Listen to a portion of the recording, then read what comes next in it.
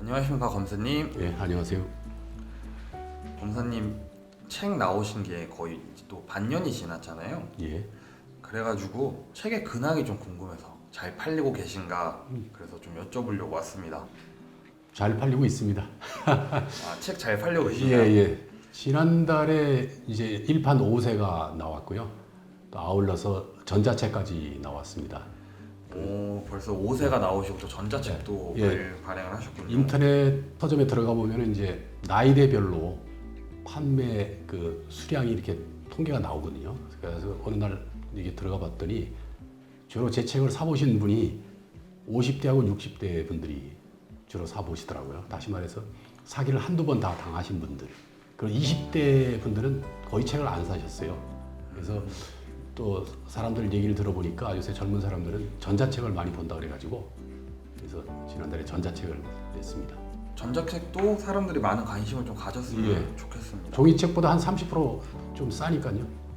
더 싸군요. 예. 20대들이 이제 또 소잃고 외양간 고치면 안 된다고 미리 예방을 좀 하긴 해야 되는데, 그렇죠? 예. 당해보지 않았기 때문에 그냥 그 머리로 이해하지 가슴으로 그 사기를 이해하지 못하는 것 같더라고요. 예. 선생님, 그렇다면 이제 독자분들은 책에 어떤 내용에 좀 공감했을지 그게 좀 궁금한데 검사님이 생각하시기엔 좀 어떤 것 같으세요? 제 생각보다 좀 완전히 의외의 다른 그런 부분들. 그러니까 여러분들이 제 책을 읽고 또 이렇게 피드백을 해주시는데요. 예, 사람마다 나이별에 따라 또 다르더라고요. 느끼는 제 책의 그 대목 중에서 굉장히 공감을 한다 하는 부분들이 다 달라가지고 제가 깜짝 놀랐습니다. 그러면은 좀 몇 가지 소개 좀 해주실 수 있을까요? 그 부분에 대해서. 예. 제가 뭐 방송이나 뭐 이런 데서도 많이 얘기한 것도 있긴 있는데 첫 번째가 이제 그 어렸을 때 아버지께서 사기를 당하시는 바람에 그 작은 제목이 그거죠. 아버지께서 사기를 안 당하셨다면 과연 내가 검사가 됐을까? 이러면서 이제 어렸을 때 시골에서 이제 올라왔던 것부터 해서 사기 당하셔가지고 가정이 굉장히 어려워지고 뭐 무허가 건물에서 그 뭐 공부하고 뭐 했던 그 고시 공부하면서 굉장히 힘들었던 그런 과정, 그걸 보면서 사람들이 외모는 굉장히 부잣집 아들처럼 보이는데 그렇게 고생을 많이 했냐 이러면서 깜짝 놀랐더라고요. 뭐 그런 점이 있었고 또 책에 보면은 그 마이클 잭슨의 빌리진 그 부분을 그게 결론적으로 얘기하면은 판결에 대한 불만이거든요. 이제 그 원래 제가 이제 재즈 팝송 가사 이렇게 번역하고 하는 걸 한 7년 정도.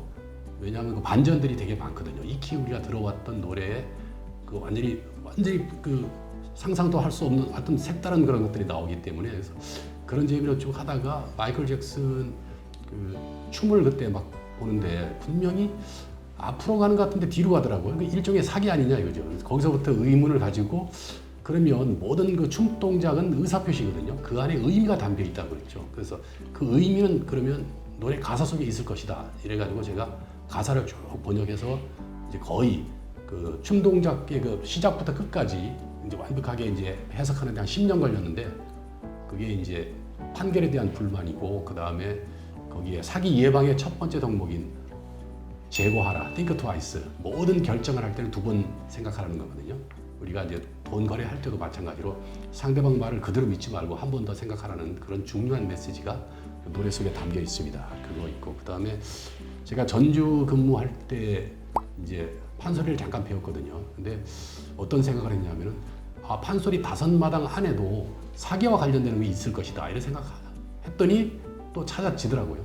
결국은 이제 수군가를 보면 결국은 용왕의 병을 치료하기 위해서 자라를 시켜서 토끼 간을 이제 떼기 위해서 토끼를 유인해 오지 않습니까? 그래서 그 안에 그 스토리 안에 사기의 개념, 그 다음에 그 용왕이 자라를 시켰으니까 이제 교사범에 관한 얘기, 그 다음에 장기 적출, 장기 떼내기 위해서 사람을 유인하면 그 자체로서 장기 적출 유인죄라고 있습니다. 2년 이상 징역인데 뭐 그런 얘기. 그 다음에 또 거꾸로 토끼가 용왕님을 속여서 도망 나오지 않았습니까? 이거는 어떻게 처벌해야 되느냐, 사기죄로 처벌해야 되느냐 이런 문제가 있는데 그것도 정당방위 이론이 나오고 그래서 이런 그 우리의 판소리 속에서 이 사기와 관련된 스토리를 뽑아낸 거에 대해서 또 굉장히 또 공감하시는 분이 있고 깜짝 놀랐다는 거죠. 어떻게 이런 스토리가 나올 수 있을까?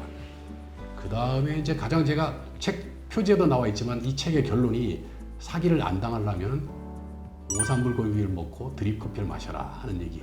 그 오징어와 삼겹살로 만든 요리가 오삼불고기인데 예방 5가지 5, 그다음에 사후대책 3 이제 그거고, 그다음에 드립커피는 이제 원두를 갈아서 우리가 내리다 보면은 거기에 그 필터가 있지 않습니까? 원두를 걸르는 필터가 이제 우리가 돈 거래할 때 합리적인 의심을 하라는 그거거든요. 그리고 나면 이제 마시는 커피는 이제 계약 목적이 달성된 거고, 그리고 나면 원두 가루가 남는데 이거는 바로 우리가 돈 거래할 때 증거를 남기는 그 중요한 그런 것들이 들어 있습니다. 그리고 그러다 보면 우리가 지금 쓰고 있는 마스크라든지 뭐 담배 그 필터라든지 뭐 공기청정기 다 주위에 있는 게 다 필터인데 우리의 목숨과도 같은 돈 거래를 하면서 왜 필터링을 안 할까 사람들이 어떤 그런 의문을 가지고 이제 했는데, 뭐 그런 것들 일상에서 우리가 느끼지 못하는 그런 걸 좀 색다르게 제가 해석을 해서 그런지 그런 부분이 상당히 좀 신선하다고 사람들이 얘기를 합니다. 처음에 말씀해 주신 건 이제 유퀴즈에서도 말씀해 주셨고 강연 때도 말씀해 주셨던 아버님 사기, 그리고 나머지는 마이클 잭슨의 문워크, 수군가 오삼불고기, 드립커피, 양극탄관. 처음에 들었을 땐 되게 좀 재치가 있다고 많이 그러니까 생각을 했는데 자꾸 들으니까 이제 너무 네. 당연한 것 같아요. 네, 그리고 너무 많이 들은 것 같습니다. 혹시 이제 책에 사실 이거 말고도 에피소드가 엄청 많으시잖아요. 네. 그러니까 그거 말고도 좀 공감을 했을 게 있을지 그게 좀 궁금하긴 하거든요. 예, 있습니다. 그러면 또 얘기를 해주셔야 될 것 같아요. 혹시 정리가 아직 안 되셨을까요? 예, 좀 이따가 제가 그러면 정리해서 그러면은 잠깐 좀 말씀드리겠습니다. 쉬다가 예. 네, 정리되시면 또 촬영을 해보도록 하겠습니다. 예.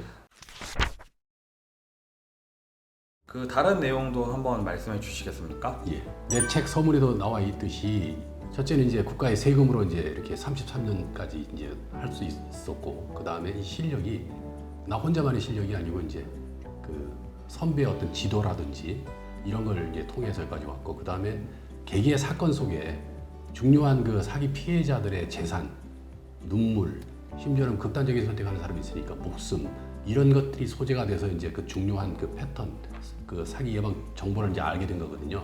그렇다면 1차적으로 그 지식은 내 거지만 사실은 국민들 거죠.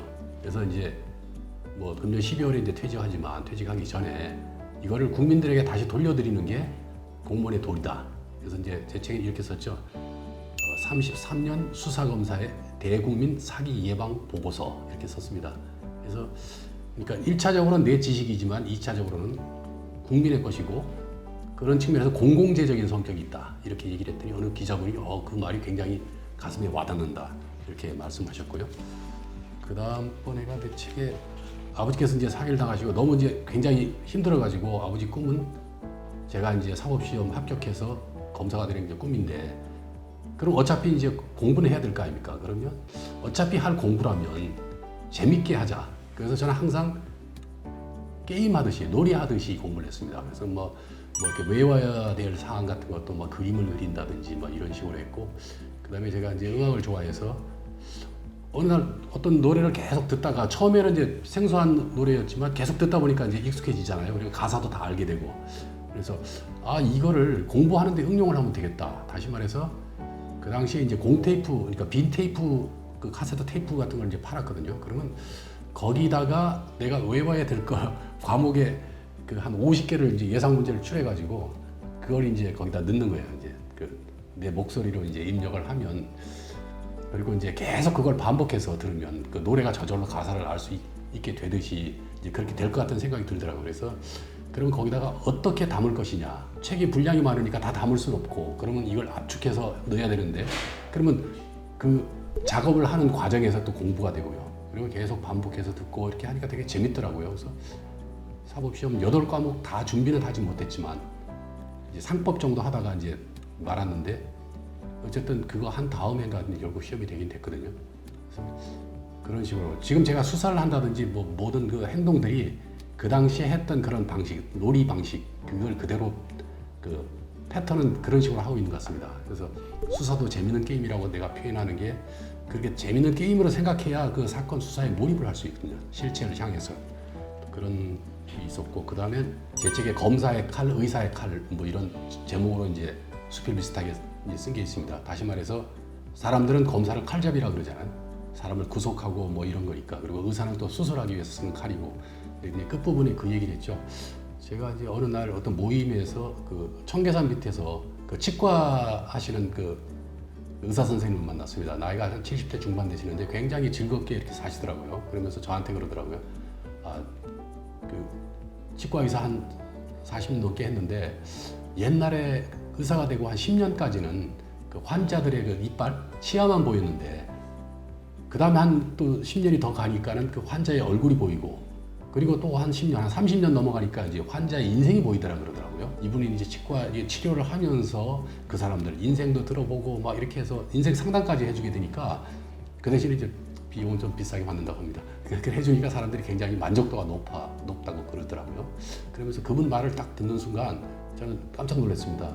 저도 사실은 그 검사되고 얼마 안 돼서는 이렇게 수사를 해서 이 나쁜 사기꾼 막 구속하고 막 이런 게 굉장히 재밌더라고요.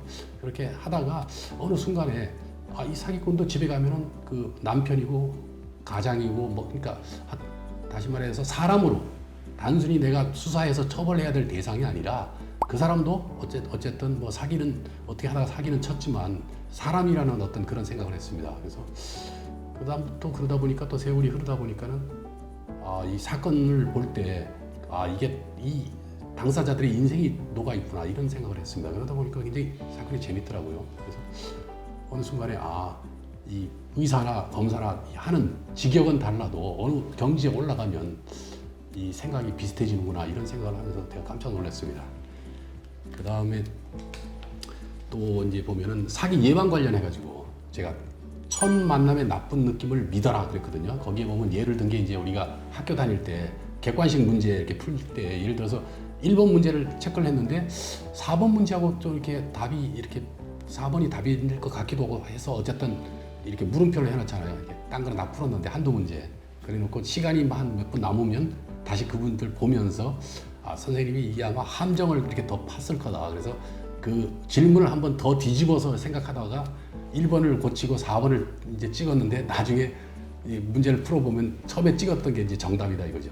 그러면서 첫 그런 느낌처럼 사람 만났을 때 안 좋은 느낌을 끝까지 믿으라고 제가 이제 했는데 그 부분에 또 굉장히 또 공감하는 분이 있고요. 그 다음에 제 책의 거의 끝부분에 이제 아빠 저 이렇게 공부했어요. 이렇게 2019년도에 이제 우리 딸애가 이제 행정고시를 합격을 했거든요. 사실은 제 책을 쓰면서 자식 자랑하는 건 팔불출이다 이렇게 생각하고 그 부분을 안 썼는데 책을 이제 두 번째 교정을 볼 때 우연히 제 지인하고 저녁을 먹게 됐습니다. 근데 지인이 하는 얘기가 딸애가 이제 시험 합격하고 나서 그동안 우리 딸애도 이제 저처럼 3번 떨어지고 4번 만에 됐거든요. 그러면서 그 행정고시 준비할 때부터 합격할 때까지 썼던 필기구를 자기 방에 최종 합격자 발표하는 날 그걸 자기 방에서 가져왔더라고요. 제 앞에 딱 보여주면서 아빠 저 이렇게 공부했습니다 하면서 이 볼펜 다발을 보여주길래 제가 너무 그냥 놀랐습니다. 진짜 고생을 많이 했구나. 저 신림동 고시촌에서 진짜 고생 많이 했거든요. 그래서 제가 갑자기 눈물이 나오려고 그러더라고요. 그래서 그 볼펜 자료를 그 거실 바닥에 펼쳐놓고 사진을 찍어서 그 카카오톡 그 프로필에다 올려놨습니다. 그랬더니 지인이 어떤 작가의 작품이냐. 그래서 우리 집에 있는 작가의 작품이다. 그러면서 이제 아이 얘기를 했더니 이제 이분이 그날 어쨌든 교정 보던 중에 이제 만났는데 나한테 하는 얘기가 당연히 따님 얘기도 책에 썼겠죠 그러더라고요. 그래서 이거 자식 자랑하는 건 좀 그렇다. 그랬더니 그것만큼 감동적인 얘기가 어딨냐. 그래서 꼭 책에다 그걸 쓰면은 우리 딸애와 같이 비슷하게 이렇게 시험 준비하는 학생들에게 희망을 줄 수 있는 거 아니냐. 그래서 이제 용기를 얻어서 이렇게 봤더니 우리 딸애가 되게 합격기를 썼더라고요. 자기 대학교 이제 후배들 위해서 한 20페이지 정도 이렇게 썼더라고요. 그래서 그거를 제가 이렇게 보면서 쭉 읽으면서 이제 항상 그 딸애가 가슴속에 담았던 그 좋은 글귀는 뭐냐면은 박경희 작가의 토지에 나오는 서문이 어떻게 돼 있냐 하면은 이렇게 돼 있답니다. 앞으로 나는 내 자신에게 무엇을 언약할 것인가? 포기함으로써 좌절할 것이냐? 저항함으로써 방어할 것인가? 아니면 도전함으로써 비약할 것인가? 다만 확실한 것은 보다 험난한 길이 남아 있으리라는 예감이다. 이 글귀를 항상 가슴에 담고 있었답니다. 그러면서 자기가 이제 마지막으로 결심한 것은 그러면서 그 비슷한 처지죠. 내 선택의 기준은 언제나 한 가지였다. 여기서 멈추더라도 후회하지 아니할 자신이 있는가? 그렇다는 확신이 들 때, 후회하지 않을 그 자신이 들 때 나는 내 자신에게 포기를 언약했다. 다시 말해서 계속 떨어지고 앞으로 이제 시험이 될지 안 될지도 이제 그 불확실한 그런 상태에서 더 이상 이제 계속 이 시험에만 매달릴 수 없다. 이게 더 이상 뭐 합격하면 진짜 좋고 안 되더라도 이제 고시 공부는 안 하겠다. 저한테 그랬거든요. 그래서 그 글귀를 그 합격기에 써놓은 걸 보고 굉장히 제가 가슴이 뭉클했습니다. 말씀해 주신 걸 보니까 사기에 관련된 것들은 아니지만 예. 조금 더 공감을 느낄 수 있는 사람들을 뭉클하게 하는 그런 요소가 있었던 것 같습니다. 예. 저도 들으면서 좀 많이 좀 대단하다고 느꼈고 좀 뭐라 해야 되지 존경스럽다고 해야 되나 좀 그런 감정도 드는 것 같습니다. 그래서 많은 분들이 이 내용을 보고 책을 좀 더 사시지 않을까라는 생각이 들고 네, 많이 교훈도 되는 이제 그런 책인 것 같습니다. 예. 네, 이 마무리를 어떻게 해야 될지 모르겠네요. 네, 그러면 저희 다음에는 이제 좀 더 사기에 관련해서 또 찾아오도록 하겠습니다. 선생님 오늘도 좋은 말씀 감사합니다. 예, 감사합니다.